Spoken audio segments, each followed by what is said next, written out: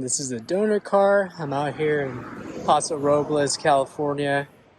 I came to come visit my friend Jeremy, who had a weather strip window channel for me, and he said, "Hey, there's a junkyard out here that has a Cougar. Let's go check it out. Let's see if we can find you another weather stripping rail that nobody makes anymore." So let me just stand back a little bit here and show you guys what the car looks like. Funny thing is this thing is like completely cut off. Pretty cool, but out of all the things, this quarter panel still looks good. This section here looks good. Luckily, this was good, intact, which is crazy. Get some good luck here.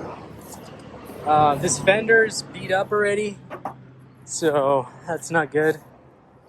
This fender actually is pretty straight. There's some rust here, but maybe I can patch that panel. But anyways, thought I'd just show you guys that I finally found the weather stripping channel.